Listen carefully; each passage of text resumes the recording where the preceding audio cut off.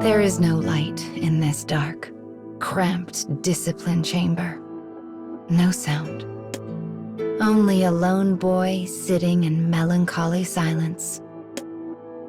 Time and again, he has disobeyed the military's rules and substituted his own judgment for theirs. It seems he will never change. Just then, a cry rings out. "Chow's here," calls a cheerful voice. It is his comrade from the squadron, bearing both a steaming dish of food and an innocent smile. He is one of the only people who bothers to speak to the unapproachable boy, and he does so without a hint of artifice or concern. The food-bearing soldier is honest, bright, and beloved by the rest of his squad mates, which is likely why he'd been assigned to monitor the discipline chamber. "Good to see you again," he says. "But golly, I sure hope this war ends soon. In fact, if I had one wish, it would be to bring peace to the entire world." The soldier's eyes glimmer as he talks. The boy responds with an uninterested grunt. What a stupid thing to say, he thinks. This world will never know peace. It's a fool's thought.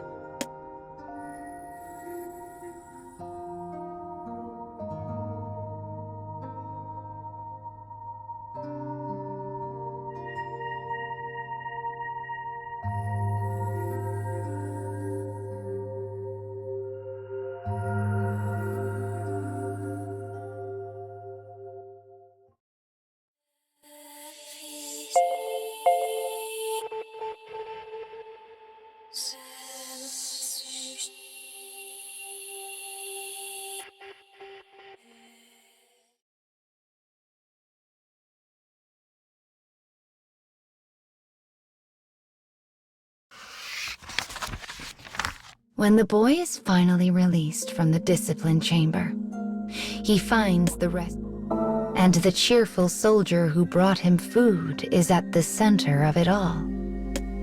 "All hail our hero," the other men cry.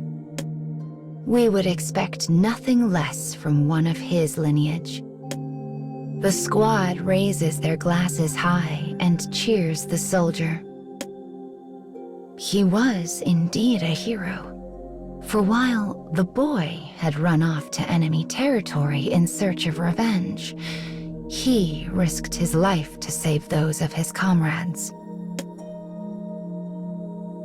The soldier looks up and sees the boy staring at him.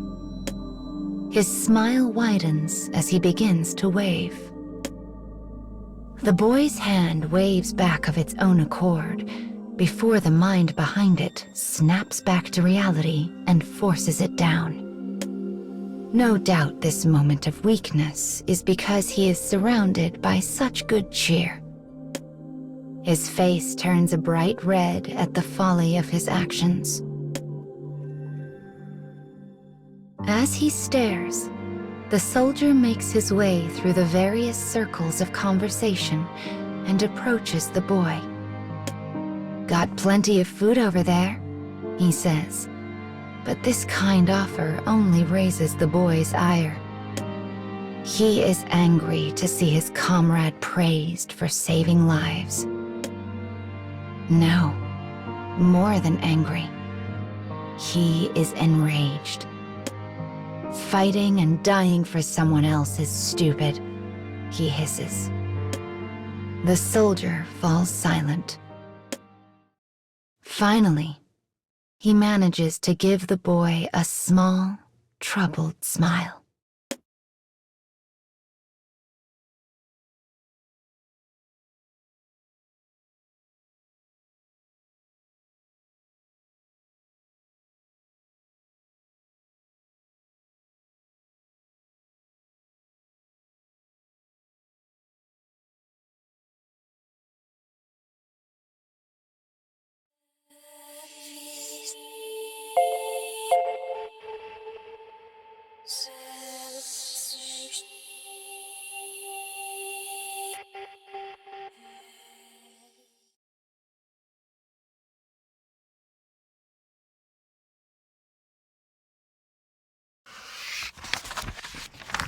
The boy is surrounded by enemies in the middle of a torrential downpour.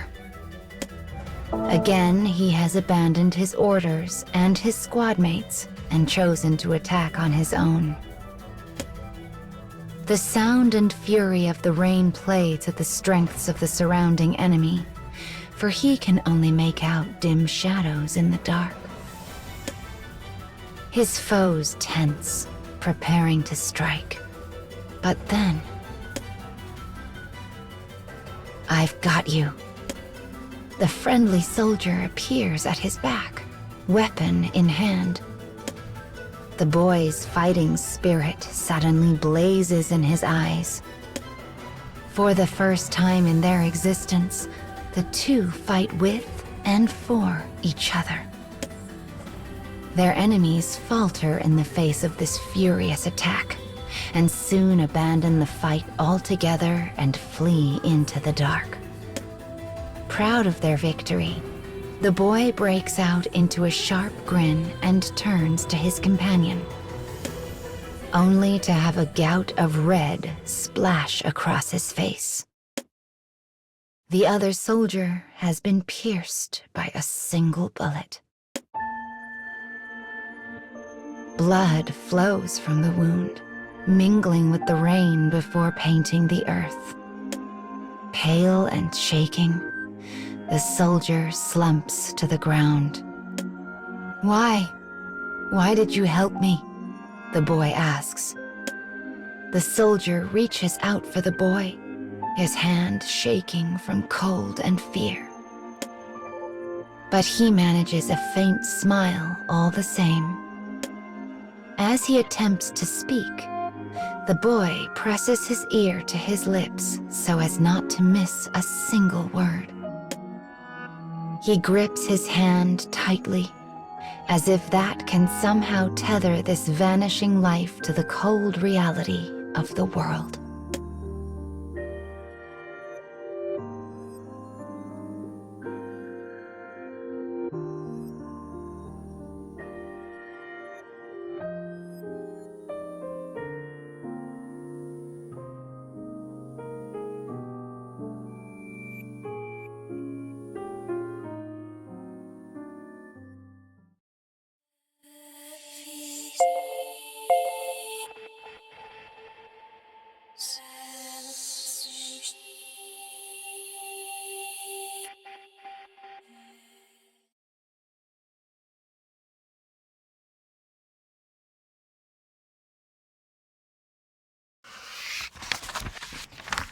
Days have passed since the operation's end.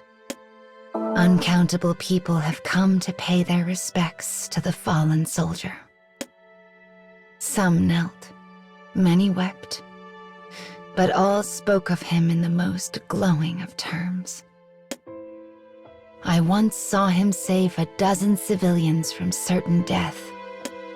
He saved my life, as well as my whole squad. He was a hero who lived up to his family's name. But the boy remembers what he said. The last words he ever spoke as his life left him in that falling rain. I hated fighting. I was always afraid.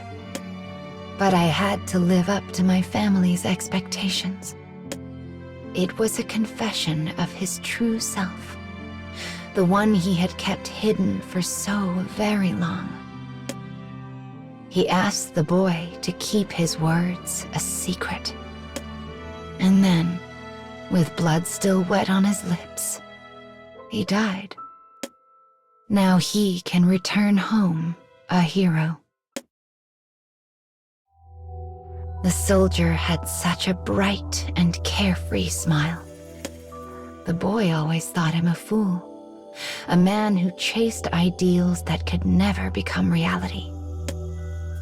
But he, too, had been trapped by the machinations of his family and left to be blown about by the whims of life.